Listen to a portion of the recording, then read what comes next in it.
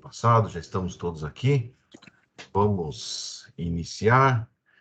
Suzy, você nos abençoa com uma oração pedindo orientação de Deus, por favor? Não. Pai amado, Pai querido, muito obrigada, Pai, por estarmos aqui, todos reunidos, todos os teus filhos aqui na tua casa, porque estamos em seu nome.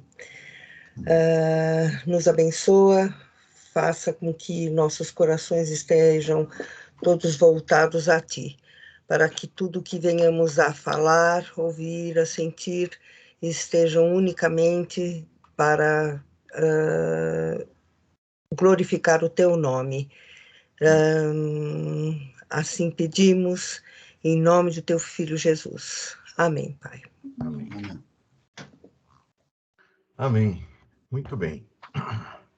Então, essa semana, vocês viram lá o vídeo e vamos falar agora do livro de Atos dos Apóstolos.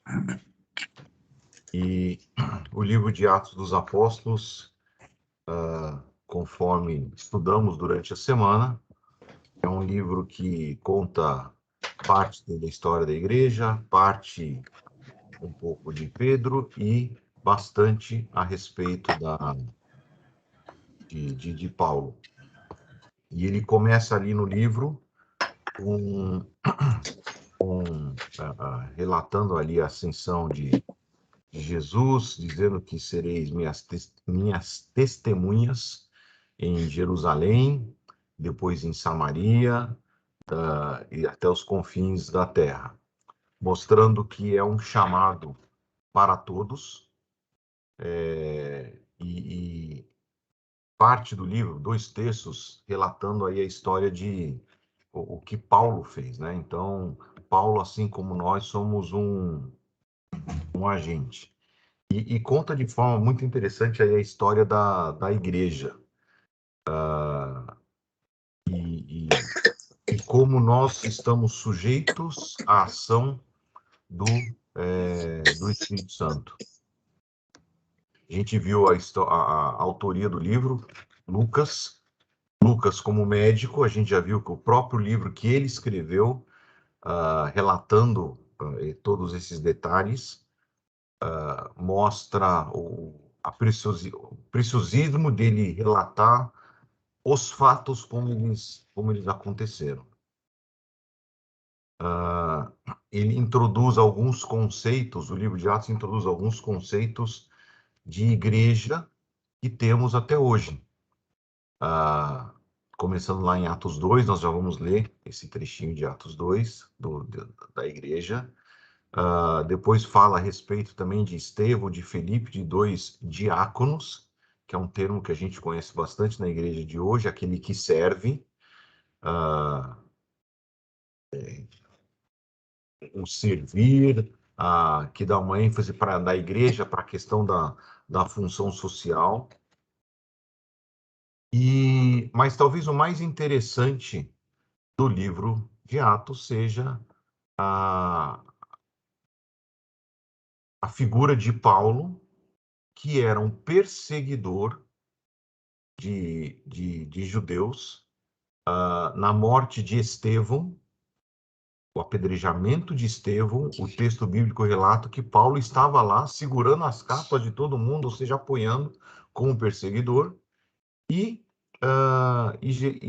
Deus escolhe Paulo para ser um missionário dele. Mas antes de entrar propriamente em Paulo e no ID, tem um texto que eu gosto demais e eu confesso que é um sonho meu para as nossas igrejas. Vamos todo mundo abrir lá em Atos 2.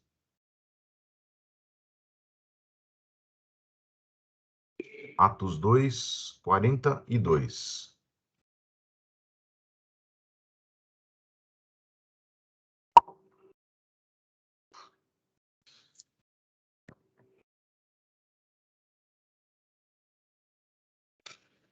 Atos 2, nós vamos ler de 42 a 47.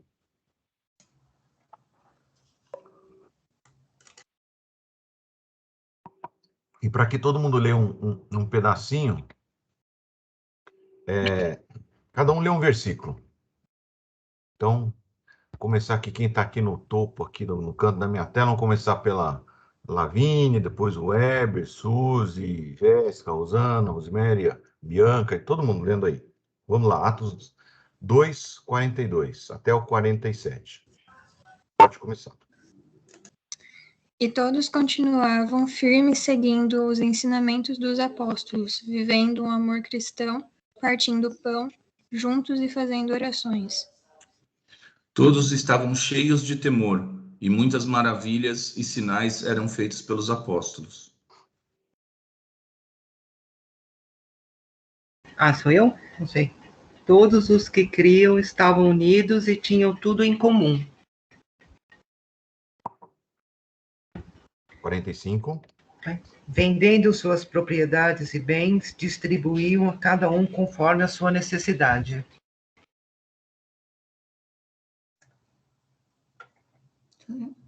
Adoravam juntos no templo diariamente, reuniam-se nos lares para comer e partiam o pão com grande alegria e generosidade. E por fim o 47, alguém lê? Louvando a Deus e tendo a simpatia de todo o povo. E o Senhor lhes acrescentava diariamente o que iam sendo salvos. Muito bem, eu fiz questão de ler esse texto, porque Atos é considerado não, é o retrato do início da igreja. E eu sonho em ver isso se realizar no nosso meio. Esse é um sonho que eu tenho de ver isso se realizar. Se bem que isso, como diz o pastor Lisane, isso aqui é muito próximo da igreja do Morumbi, né? Então, mas percebam lá que o que chama atenção aí? Eles se dedicavam ao ensino, à comunhão, a versão que a Lavínia falou do compartilhar, né, do comunhão, compartilhar, de ter as coisas em comum, o partir do pão, ou seja, partir ali das refeições e as orações. Então, esse era o objetivo, ensinar, estar junto, orar, compartilhar. Todos estavam cheios de temor e os apóstolos refletiam aquilo dos ensinamentos de Deus. Então, a igreja estava aprendendo a levar levar a palavra de Deus e viver essa palavra. Óbvio, inspirado ali pelo Espírito Santo. O ensino dos apóstolos era para dar perspectiva de Deus para a vida, porque até então eles viviam aprendendo diretamente de Jesus.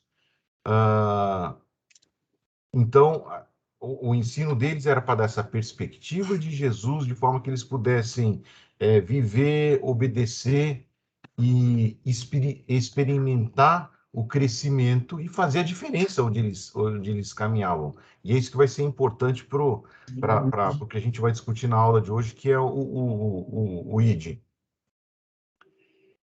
E eles se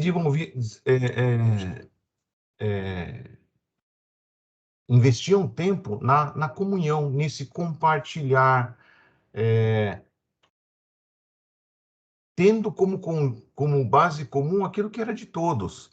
Se vocês olharem lá no verso 45, o foco lá não é sair vendendo os seus bens, etc., para atender, mas o foco era: qual é a necessidade do meu próximo? Qual a necessidade do meu irmão? E então, esse era o foco que eles tinham, como parte integrante. Um texto lá em Coríntios fala: como uma parte do corpo sofre, todas sofrem em conjunto.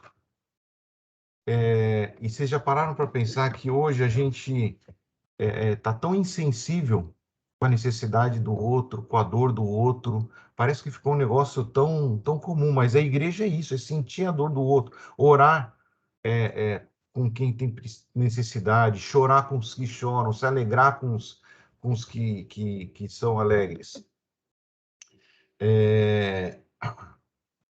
E o partir do pão e as orações, ou seja, a comunhão na adoração a Deus, celebrando aquilo que Deus fez, aquilo que Deus vai fazer, e qual era o resultado, o produto disso. As pessoas que estavam ao redor percebiam esse, como a gente chama em inglês, o walk the talk, né? O proceder de acordo com o agir de acordo com o falar, e Deus ia acrescentando, pessoas iam se convencendo iam se convencendo através do Espírito Santo de que essa é uma vida com Deus, é uma vida que faz sentido, e uma vida sem Jesus é uma vida vazia. Então, esse construir da igreja é aquele pedaço missionário em Jerusalém, ali, aonde a gente está.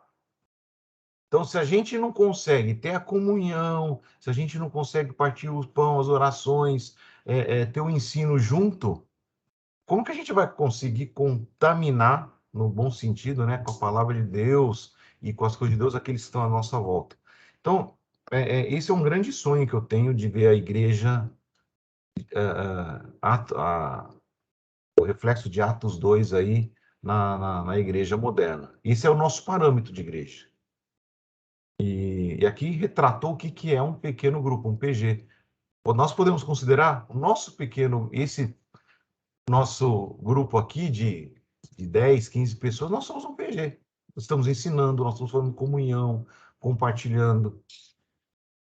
Então, esse é o primeiro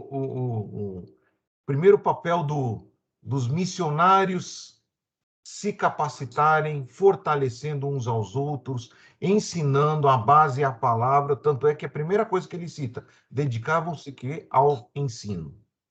Então, aprender. Então, é o que estamos fazendo aqui. Estamos todos aprendendo da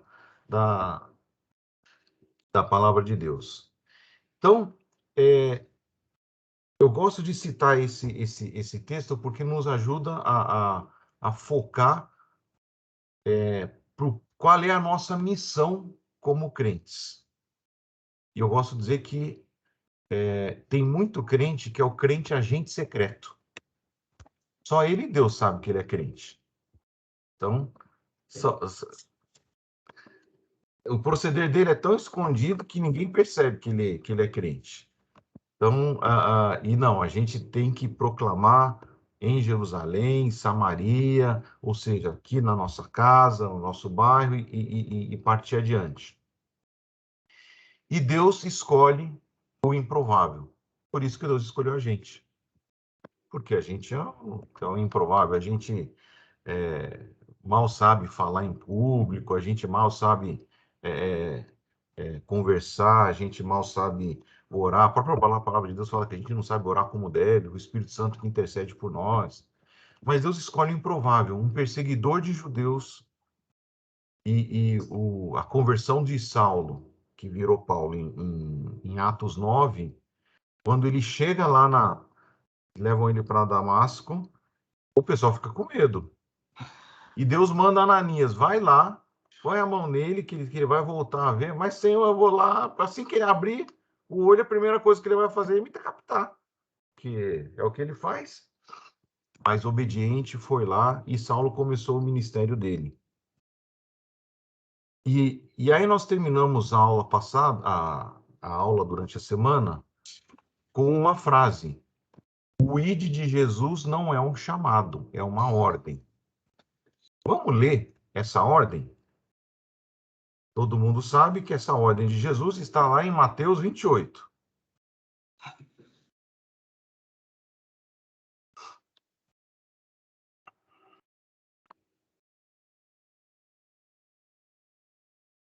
Nós vamos ler aí de Mateus 28, de 16 a 20.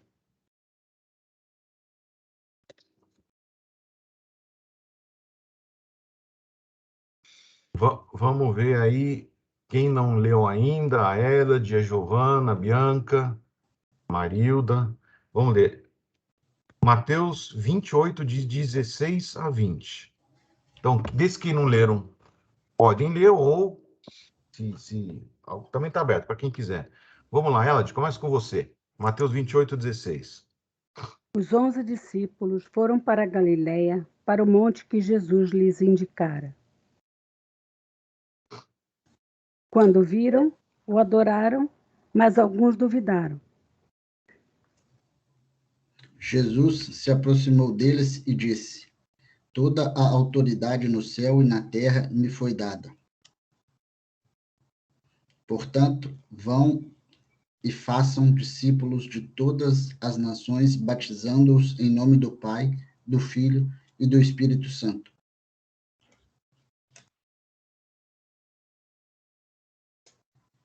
Vai, Bernardo, termina de ler, então, vai. Ensinem esses novos discípulos a obedecerem a todas as ordens que eu lhes dei. E lembrem-se disto: eu estou sempre com vocês até o fim dos tempos. Então, esse é o ID de Jesus para nós. Então, quando viram, adoraram, alguns ainda duvidaram. Fala lá no 17. E o primeiro, nós estamos indo debaixo da autoridade de Jesus. Então, toda a autoridade foi dada a ele. Ou seja, nós estamos indo, mas quem está à frente, quem está falando por nós, quem está alimentando vamos chamar assim, o nosso cérebro para pensar e falar é Jesus. Não tenta fazer pela tua força, não. É Jesus que está à frente. A autoridade veio dele. É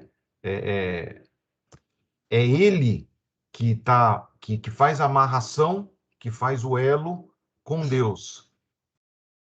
E aí a ordem é clara: vão e façam discípulos. Ele não fala vão e façam crentes. Reparem, vão e façam discípulos. Ou seja, exige ensino, exige continuidade. Não é, carimbei você, agora você é crente, agora passo para o outro. Não, é dar continuidade naquela palavra.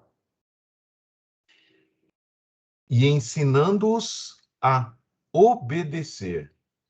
Então, é interessante que ele fala para a gente falar, o nosso ID é para a gente falar, fazer discípulo e ensinar a obedecer. Ou seja, se ele fala para ensinar a obedecer, porque tem uma base que a gente deve seguir.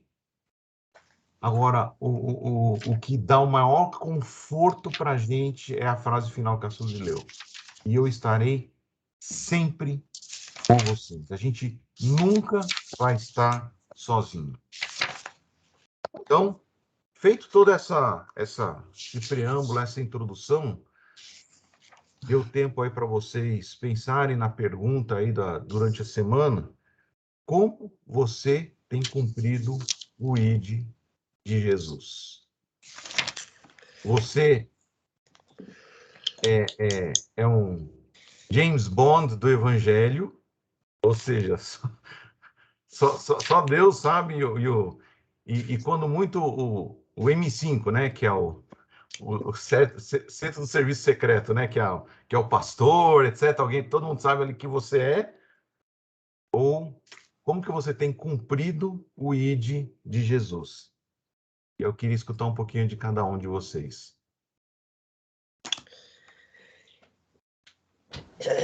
Eu vou falar. Eu acho que antes do falar, eu acho que a gente tem que dar um testemunho através das nossas ações, né? Porque isso faz com que as pessoas nos olhem diferente, né? E ontem eu até tive a oportunidade que a gente foi na casa da irmã do meu cunhado, E em determinado momento eu tinha falado que eu precisei sacrificar o meu gatinho, né, que ele estava doente e tal. E eles têm um pouco de espiritismo, né? E ela achava que um cachorro que ela tinha era um outro cachorro que tinha morado no quintal, sabe aquelas coisas assim? Eu falei assim, olha, né, que podia ser uma evolução. Eu falei assim, eu não posso acreditar nisso, eu falei para ela. Aí me lembrei de João, né? Falei assim, João, somos todos criaturas, mas não somos filhos de Deus, né? Que essa eu não sabia, então achei bem, assim, vou usar. E aí eu falei também, se eu acreditasse nisso, Cristo teria que estar morrendo sempre, né? Vai morrendo, e eu não acredito nisso. Então, eu acho que foi se questionado em função das nossas ações, por saberem que nós somos cristãos, né? Então, eu acho assim, é o levar, mas é o testemunhar também através das ações. E eu acho que é bem isso que você também acabou de falar, Ricardo, a gente não consegue nada, né? Deus que faz a gente ligar os pontinhos para poder expressar a palavra dele. Então, é bem isso, eu acho que assim, são as nossas ações, né, que faz com que a gente leve também, não só a palavra. Legal você falando, eu sempre confundo, é a Rose que falou, né? Mudou de lugar, Rosana, nós mudamos de lado hoje. Mudaram de lugar, ó, tá vendo? Isso é Vocês mudam de lugar, ó, aqui tem neve no telhado, aqui a coisa legal que você falou, você começou falando que é o nosso agir. Então tem aquela frase que diz o seguinte, pregue. E se for o caso, você fale alguma coisa. Ou seja, o nosso agir fala muito maior do que o nosso falar. Eu tenho uma amiga que uma vez ela questionou a questão da pandemia, uma série de coisas, se Deus estava castigando o mundo, né? E a primeira frase que ela colocou para mim foi assim: você que é religiosa e você lê a Bíblia, o que você acha? Né? Então, assim, é a imagem que a gente tem, né? Os nossos atos, né? Que fazem com que as pessoas nos reconheçam. Então, assim, quando alguém fala isso para mim, eu fico muito contente, sabe? De ser reconhecida, assim, não é o falar, né? Mas a questão do agir mesmo, né? Eu fico contente de ser assim, de ser reconhecida, assim. Legal. É isso. Bom, então, pela ordem aqui, o Weber, depois a Bianca e Gabriel. Vai lá, Weber. Bom, um testemunho dos dois lados da moeda, né? Eu trabalhava numa empresa, trabalhei por 11 anos lá, e pouco depois que eu entrei, entrou um gerente comercial, e depois que a gente saiu da empresa, já há muitos anos, a gente passou a diretor juntos, e nós trabalhamos muitos anos juntos ainda, tal. Aí, quando a gente saiu da empresa, ele me ligou para trabalhar lá. Nessa empresa, eu sempre fui o agente secreto, assim, mas as pessoas sabiam que tinha alguma coisa diferente. Elas vinham, muitas pessoas que eu nem conhecia, vinham falar: nossa, eu sempre vejo como você age, sempre procuro me espelhar, as pessoas vêm pedir conselho, coisa que eu, pela minha timidez, nunca, jamais, eu não falava, não era nem sobre Cristo, eu não falava sobre nenhum assunto, futebol, nada, política, novela, eu não falava com as pessoas, então eu ficava na minha sala cuidando das coisas, eu falava com as pessoas sobre trabalho e o mínimo necessário, né? Sofria demais nas convenções da empresa, porque todo mundo ia socializar depois, eu corria para o meu quarto trabalhar. Então, isso foi, assim, de certa forma, tônica, até que a gente comprou uma outra empresa e eu fui transferido para essa empresa. Eu fui ter que dirigir a empresa lá no interior, onde a gente simplesmente não conhecia ninguém e a situação era caótica. Era uma empresa que a gente comprou que estava embrenhada em corrupção para todo lado. E a minha empresa não aceitava esse tipo de conduta. e a gente foi lá para resolver isso. Então, chegando, já tivemos que, né, de certa forma, mudar a cultura do negócio. E eu falava para todo mundo, comecei a falar para todo mundo, ó, eu sou crente, sabe, aqui não, se eu souber de alguma coisa, nós vamos ser muito rigorosos, tal. E eu sou crente, eu vim aqui, eu orava antes de começar meu expediente, e os crentes da empresa entenderam o que estava acontecendo e vieram falar, ó, você é resposta de oração.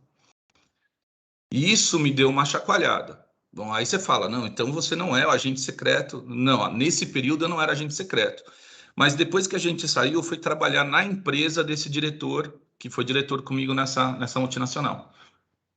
E a gente estava falando alguma coisa, não, porque crente é chato pra caramba. Crente, eu falei, peraí, eu sou crente. Aí foi, não, tem exceção. O Weber, eu nem sabia que ele era crente. Cara, ele trabalhou 11 anos comigo, 11 anos. E ele não sabia que eu era crente. Aquilo foi um plaft na cara, assim, de ou agente secreto. Mas também, por outro lado, várias pessoas se converteram, vieram falar, eu nem sabia também, vieram falar depois que pela minha conduta, como eu falei, ganhei um filho postiço, ganhei uma neta postiça por conta disso, né? Então, são coisas que eu trago, já faz, sei lá, 7 anos que eu saí da empresa e isso daí, eu sei que Deus me mandou lá para isso. A gente não queria sair do quentinho aqui, estava tudo bem. A gente tinha acabado de comprar, reformar a casa e tal. A gente ia começar a decorar a casa. A gente foi enviado para outro lugar e não para a gente, não foi nada para a gente, né? Mas a gente tinha que fazer um trabalho lá e eu tinha que aprender que eu não sou agente secreto. Então foi essa a minha experiência. Não foi tranquilo, foi difícil pra caramba, mas cresci. Legal, Weber. Você mencionou um negócio que você ficou sabendo muito tempo depois que você ganhou um filho postiço, um neto postiço, e de vez em quando a gente não fica nem sabendo como Deus nos usa. E aí eu ouso dizer, isso não está na Bíblia, mas eu ouso dizer que de vez em quando a gente não fica sabendo, para a gente não se envaidecer. Sim. Nossa, olha, através da minha É. vida, como eu sou bom. Uhum. Mas mesmo assim, o ID a gente tem que ir, mesmo que a gente plante, e a maior parte da gente vai plantar semente, mas quem vai regar, vai colher, é Deus. A gente não, muito provavelmente a gente nem vê o crescimento. Legal. Esse filho que eu digo é filho, é assim, é um cara que ele era alguém trabalhava bem próximo, né? Só trabalhava bem próximo, mas que fui aconselhando a estudar, a casar de verdade com a esposa com quem ele já tinha um filho, e ele me chamava de pai, ficou me chamando de pai, me chama de pai até hoje. Foi aí no Morumbi comigo, ele mora em outra cidade aqui perto de São Paulo, mas foi no Morumbi comigo e tal. Então virou uma amizade quase, um elo, assim, a filha dele me chama de vô e tudo mais. Então, literalmente, não é nem no sentido de ter se convertido, nada disso, não. É mesmo, literalmente, me chama de pai mesmo. Bem legal. Bianca e Gabriel, depois a Suzy, depois a Ed. Bianca ou Gabriel, não sei. Bianca. Eu estava prestando atenção nas duas coisas que foram ditas, e aí eu estava pensando, eu acho que eu me encaixo nos dois. No trabalho, por exemplo, hoje, eu tenho chefes que elas são mulheres, mas elas falam muitos palavrões, de uma forma agressiva até.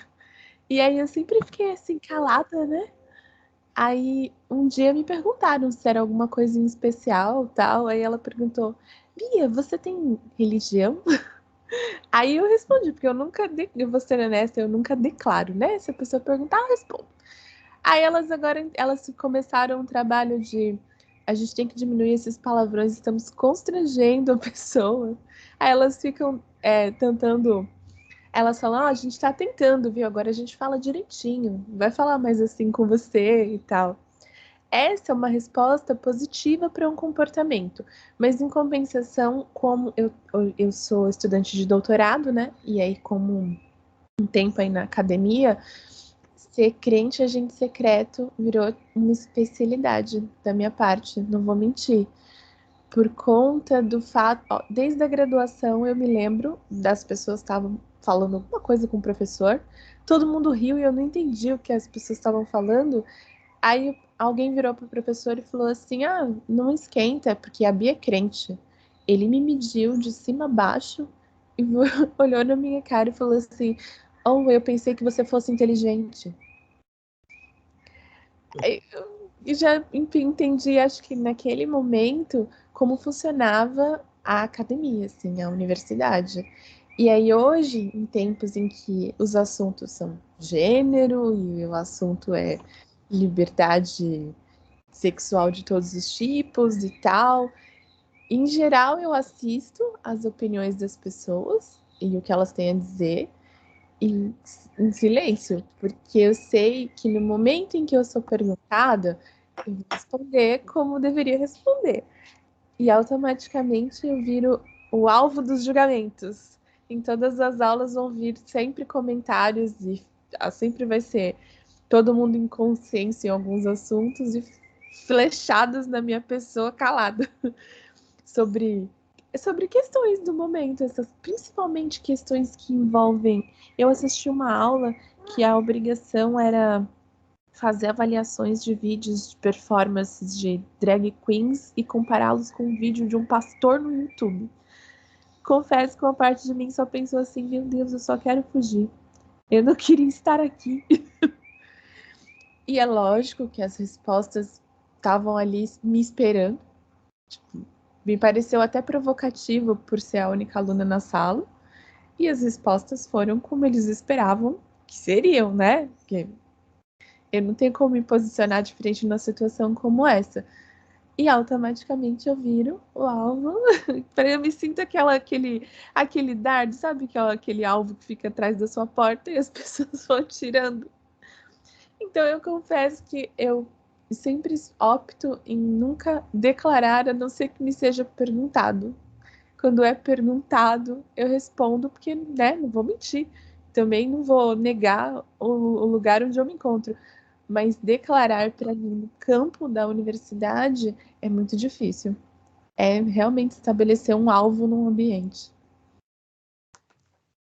O que você fala, Bianca, o meio acadêmico talvez seja um dos mais difíceis mesmo. E você usou o termo que você leva flechada para de tudo quanto é lado. E a Bíblia fala isso, que os dardos inflamados do inimigo, que vão... Por isso que a gente está lá com a armadura de Deus, lá de Efésios, e para se proteger mesmo. E sabe por que é difícil no meio acadêmico? 1 Coríntios 1:18 diz o seguinte: pois a mensagem da cruz é loucura para os que estão perecendo, mas para nós que estamos sendo salvos é o poder de Deus. Pois está escrito: destruirei a sabedoria dos sábios e rejeitarei a inteligência dos inteligentes. Que todos os termos que você utilizou agora. Ah, não, ela não é inteligente. Eu pensei que você fosse inteligente. É loucura. Para esse mundo é loucura, porque não somos nós que convencemos. Então as pessoas vão olhar exatamente porque você está fazendo. Eu brinco com essa história de crente agente secreto, mas Deus nos usa da maneira que Ele quer. E tenha certeza que o teu procedimento vai estar falando, está incomodando, como no caso que o Weber falou. Ele nunca falou, mas as pessoas percebem. As pessoas percebem. O inimigo fica incomodado quando vem a luz de Jesus brilhar através de você. Muito bem. Próximo aqui é a Suzy. Depois a Então, eu Ela. acho que muitas vezes você recebe esse ID e você tenta escolher o lugar, né? E quando eu estava meditando a respeito, eu lembrei de uma... Eu não sei se a Eled vai lembrar disso, uma das primeiras conversas que a gente teve, isso há quase 11 anos atrás. Eu chegava antes na secretaria, enchendo a ela, antes da aula do mestre, e ela uma vez disse assim, pense bem no seu testemunho dentro da sua casa, porque eu tenho um jugo desigual. Eu me casei, eu não era convertida, e meu marido, daí eu me converti, eu tenho quase 43 anos de casada e tenho 20 de convertida. E quando eu me converti, só a Bianca sofre no campus e eu sofri no meu campo, no meu lar. Foi muito difícil mesmo aqui. Sofreu na sua Jerusalém. Hã? Sofreu na sua Jerusalém, né? Exatamente.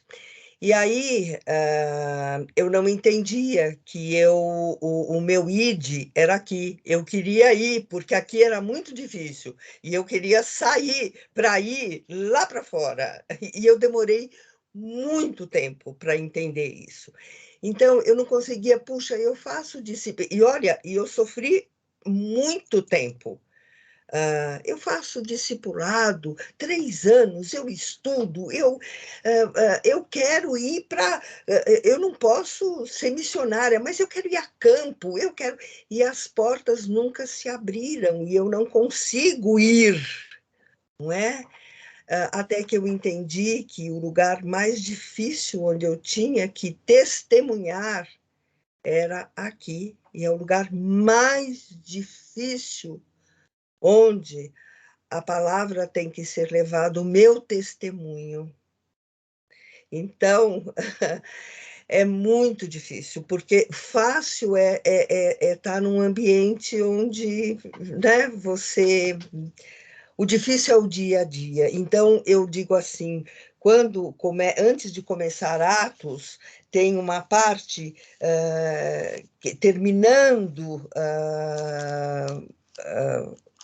terminando João, diz assim, no versículo 24, diz assim, este é o discípulo que dá testemunho destes acontecimentos e que os registrou aqui, e sabemos que o seu relato é fiel. Daí você começa, é o testemunho que ele deu. Ele foi chamado para testemunhar. E aí eu lembrei que quando o Pedro quer saber o que será, o que tem uma parte, eu não sei bem onde que é isso, que Pedro pergunta para Jesus, e ele, o que ele faz, e Jesus fala, ele não importa, você me segue, Pedro. Ele É outro assunto. Eu cuido ele é dele. outro assunto. Você se importa com você me segue. Ele não importa, você se preocupa. Então, muitas vezes eu me vejo assim, até hoje, que meu marido não se converteu. Eu tenho que ir e aceitar o id que é o meu ir, que é aqui. Então, isso é difícil, até hoje. Então, às vezes, você quer escolher, né? E não é para escolher. É estar sensível para ver aonde ele está te mandando. É isso. E a Eled foi, há 10 anos atrás, ela já tinha dito isso para mim. E, né, Eled? Fala, Eled. Eu lembro sim disso, Suzy. Lembro muito bem do seu sofrimento. Vejo que, apesar do sofrimento de hoje, você está bem mais madura, né? Graças a Deus por isso. Mas o que eu quero contar foi um acontecimento engraçado e dantesco ao mesmo tempo.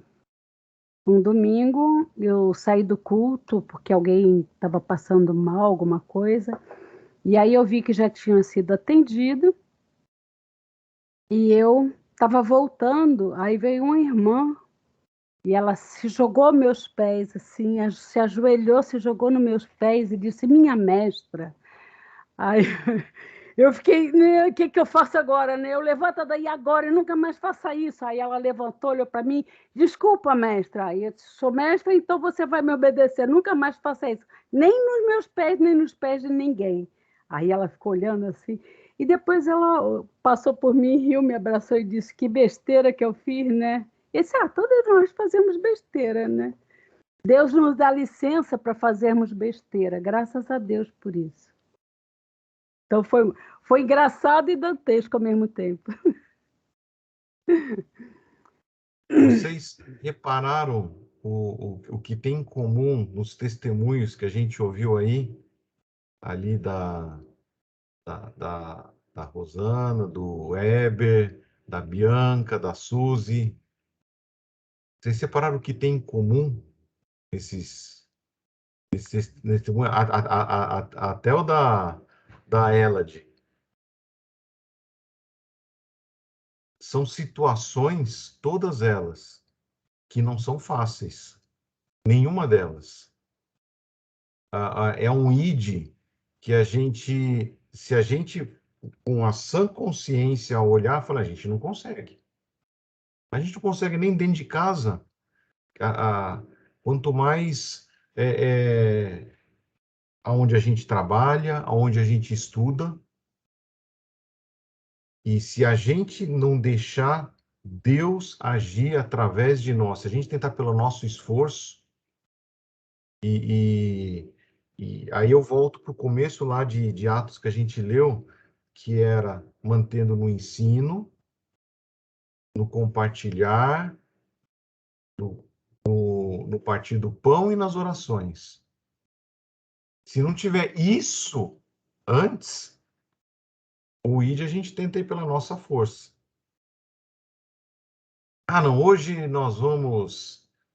não estou dizendo que não é para fazer, a gente faz, a gente se programa para fazer. Ah, não, hoje vamos sair, vamos distribuir folheto, ou vamos pegar na praça, ou não, hoje eu vou falar lá no meu trabalho. Ah, não, hoje lá, igual a Bianca falou lá no doutorado, não, hoje meus colegas lá vão ouvir de Jesus. Se a gente não compartilhar, não tiver o backup em oração do nosso grupo, se a gente não colocar nas mãos de Deus pelo nosso esforço não sai nada. Esse id, em relação a mim,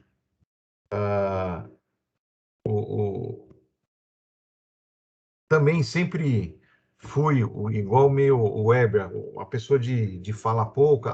Aliás, até hoje, em reunião de família ou reunião de amigos, eu sou uma das pessoas que fala menos. Talvez um pouco de temperamento, característica pessoal. E eu lembro de uma coisa que eu tinha uns 10, 12 anos, e no colégio o professor pediu para a gente sentar num ciclo. A nossa classe, a gente era em 25, 24, 25 pessoas, sentar no ciclo, e cada um tinha que escrever alguma coisa de uma pessoa na classe que tivesse ali no teu campo de visão na frente. E cada um escreveu.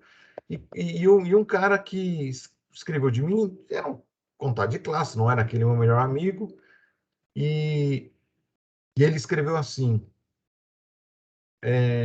não, o Ricardo é um cara legal aqui da nossa classe, mas ele tem alguma coisa de diferente que eu não sei dizer o que que é. Eu tinha 10, 11 anos. E aquilo, depois eu fui perceber que é aquilo que eu já levava Deus a sério, indo, sabe, estudava na escola dominical, etc. E aí, mas eu não tinha uma maturidade para entender o que que era aquilo. E eu tinha um avô, o avô pai do meu pai, ele era pastor. E ele orava para que um dos 3 netos virasse pastor. E quando eu fui fazer o o seminário, mas eu fiz o seminário do Palavra da Vida, de um curso de líderes. Ele ficou super feliz, etc. Mas eu entendi o chamado como Deus me usar no meu trabalho. Então, por isso que eu não fiz um seminário para ser pastor. E eu entendi que para Deus me usar aonde eu estivesse. E em algumas situações, e a Bianca relatou talvez uma das que sejam mais pesadas, a gente tem que se posicionar. E tem um texto, pastor, aí me ajuda aí, eu acho que é em Colossenses, que fala: esteja preparado, prega a palavra, seja oportuno ou não. E um outro texto que fala: esteja preparado para responder qual é o motivo da vossa fé. Então, a gente tem que se preparar. E Deus vai nos impulsionar e vai abrir as portas para levar a gente para o nosso ID. Hoje, o ID da Suzy é ali na casa dela, é o procedimento. Então, ela que a gente começou falando. Então, a Suzy está pregando todo dia. E de vez em quando ela fala para o marido. A Bianca está pregando todo dia lá na turma de doutorado. E de vez em quando ela fala. Então, o nosso proceder é que vai falar mais alto. Estou vendo aqui, a Suzy está com a mão levantada. Tá muda, Suzy. Está muda, Suzy. Estou muda. Você sabe que quando, 2 anos depois que eu me converti, minha filha se converteu. E aí meu marido, como ele não... Hoje ele aceita, nunca... mas ele aceita assim, ele concorda, mas acha que é um demérito, né? Quando minha filha se converteu, ele disse para ela: é a maior decepção da minha vida, porque ele acha ser menor. Ser crente é ser menor. Ele vem de uma família de estudiosos, então, e toda a família. Nós somos a ovelha, as ovelhas negras da família, né? E, inclusive, quando nós mudamos de igreja, o fato de, isso há vários anos já, e o fato de ser da Morumbi, nós subimos de status. Então é melhor, porque é uma igreja que tem mais status. Então é mais aceita, que faz assim, as cantatas são mais... e deu para vocês entenderem, né? E que entristece a gente. Então, nas reuniões de família, existe toda a provocação. Antes a gente ficava... Hoje a gente sabe da glória a Deus, porque nós somos colocadas de lado. Então, tem uma série de coisas assim, porque hoje nos respeitam, mas no início foi muito difícil, né? E é uma coisa assim que você, sem falar, hoje a gente não fala mais. No início, para vocês terem ideia, eu logo recém-convertida, eu cheguei para ele e falei assim, e eu sempre fui muito topetuda, não, porque eu sou a mulher, porque eu sou isto, porque eu sou aquilo. E quando eu me converti, eu cheguei para ele e falei assim: Beto, porque agora você é o cabeça do casal, porque você... Ele arregalou um olho deste tamanho. Agora ela endoidou de vez mesmo. Agora não tem mais jeito mesmo. Quer dizer, eu fiz tudo... No começo eu fiz tudo que era para não fazer, até que eu aprendi que é ficando quietinha. Então, você vê, né? A luta continua, né? Mas agora eu sou maioria dentro de casa, né? Então, mas é isso aí. E tem que ficar firme, e não pode... Eu me sinto assim, não perca o foco. E muitas vezes você perde o foco. E eu sou assim, eu sempre lembro. Tem o provérbio da mulher que é pior do que a gota que cai na... Sou eu. Eu fica quieta, quando eu vi, já falei. Fica quieta, não fala. Esse é o meu Deus. Pois é. Obrigado, Suzy.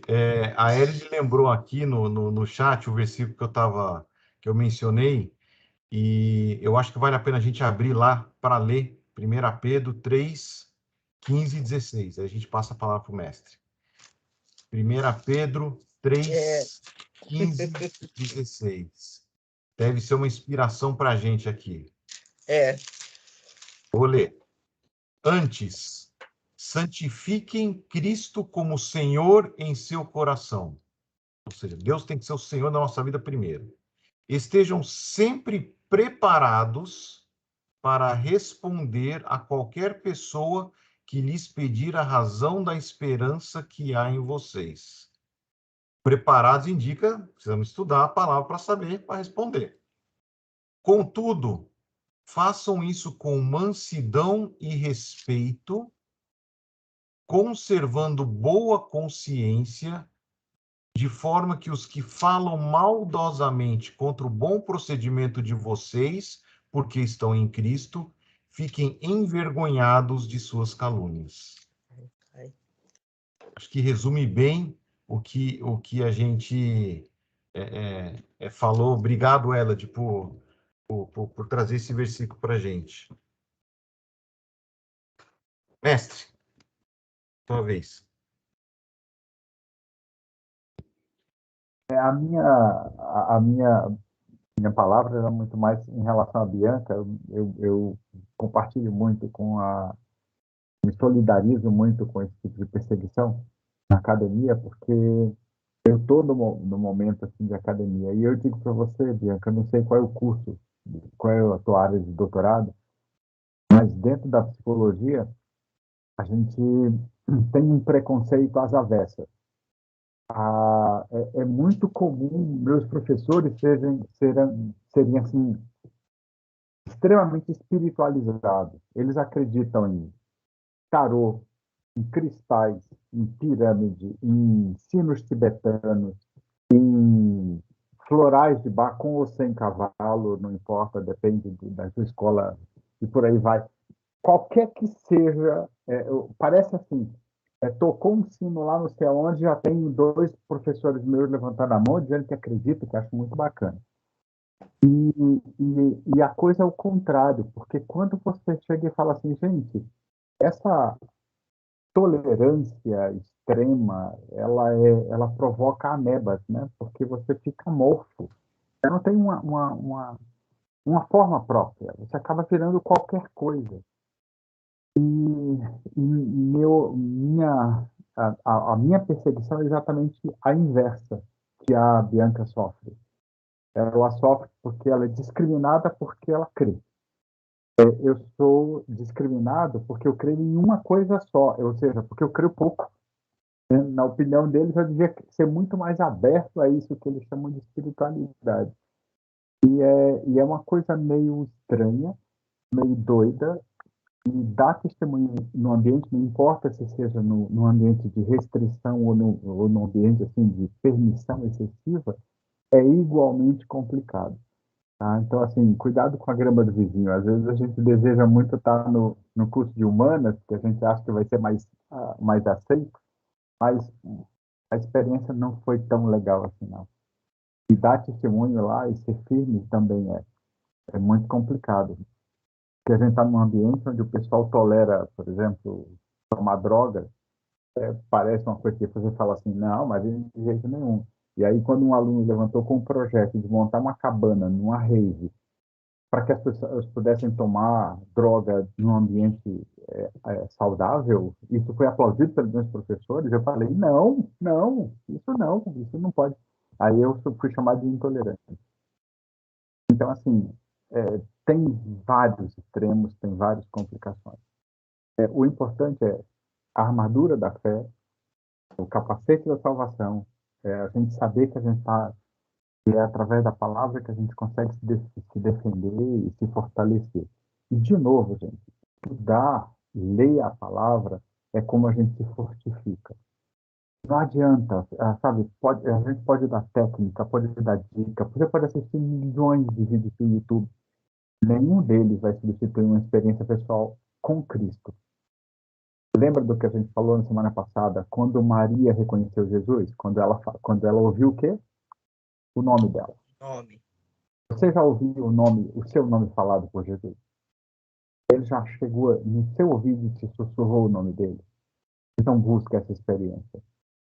Porque na hora que você for tocado por isso, você vai se sentir tão privilegiado que vai ser impossível ficar calado. E ficar calado, quero dizer, não é necessariamente ficar em pé no meio da festa, e toda vez que você é chamado, você fala assim, não, antes de tocar aqui no bolo, a gente tem que orar. E fica todo mundo comentando por trás, que crente chato. Sabe? E você fala, não, espera um dia eles disserem assim, gente, vamos agora, eu queria tanto que esse irmão, essa irmã aí, que é tão fiel, que ele ore agora, e você ser convidado não é muito mais legal? E eu digo para vocês, dá para a gente ter essa esperança, mas você tem que ser coerente. O que você fala e o que você vive tem que ser muito próximos. E os dois têm que ser a palavra de Deus, embasado e consequência da sua experiência pessoal, embasado na palavra de Deus. Então, assim, minha palavra com vocês vai dizer assim, eu sofro isso também, todos nós sofremos, assim, eu tenho uma índole assim como a do Hélio, do Ricardo, mais tímido, mais calado, não parece, né? Mas eu sou mais calado. Aqui em casa é bem assim, ele fala de menos e eu falo de mais, aí fica contrabalanceado, entenderam? Já viu, né? E aí eu sinto isso também. Então, assim, não se sinta culpado pelo fato de você não falar, mas peça ao Senhor para despertar em você oportunidades e ocasiões onde você possa glorificar o nome dele para que isso toque a vida de outras pessoas. Eu acho que é por aí o negócio. Obrigado, mestre. Nós estamos com o tempo já esgotado. Eu queria terminar com outros dois exemplos de id, mas antes de Jesus, lá no Velho Testamento. O Moisés foi chamado para ir ali na sarça ardente e o sentimento dele, ele era alguém que não tinha capacidade, etc. Mas o id de Deus é tão forte que se precisar, ele vai... Se Deus mandar, ele vai mandar você mesmo. E eventualmente alguém até para falar por você, mas é você que vai. Mas a nossa postura tem que ser como a dele, que vai, e também de Isaías. A quem enviarei, envia a mim, eu sou um homem de lábios puros, mas aí encostou a brasa nos meus impuros, sou um homem de lábios impuros, e aí encostou a brasa e purificou. Então, a gente é homens e mulheres de lábios impuros, é Deus que nos purifica, é Deus que nos usa, é Deus que nos capacita para o ID para enfrentar isso. Aqui dá vontade de ficar conversando aí a manhã toda, mas tem gente que vai para o culto, a gente vai se preparar, então vamos orar para a gente encerrar? Nosso Deus, nosso Pai, obrigado pela tua palavra, obrigado, Pai, pelo registro na tua palavra de como a igreja ali se formou, como eles mantinham comunhão, como eles perseveravam no ensino, no partir do pão, olhando a necessidade um dos outros. E obrigado pelo exemplo de como eles foram ser instrumentos, foram ser missionários, foram proclamar a tua palavra, ali onde eles estavam, nos arredores e até os confins da terra, Pai. Todos nós aqui, Pai, nos colocamos nas tuas mãos, para que o Senhor nos use, para que o Senhor nos capacite, e não para que a gente se sinta bem, se sinta, nossa, como nós somos bons. Não, Senhor, mas é que o Senhor possa nos usar como instrumentos nas tuas mãos, para o teu propósito, para o proclamar da tua palavra, para que vidas sejam transformadas através de Jesus. Obrigado por esse tempo. Dá-nos um momento gostoso de culto, de ouvir a Tua palavra, e que no decorrer dessa semana, Pai, cada um de nós, no nosso ID, possamos, no nosso procedimento, refletir Jesus para aquelas pessoas com quem nos relacionamos. Nós oramos agradecidos, certos da Tua presença, Pai, em nome do Senhor Jesus. Amém.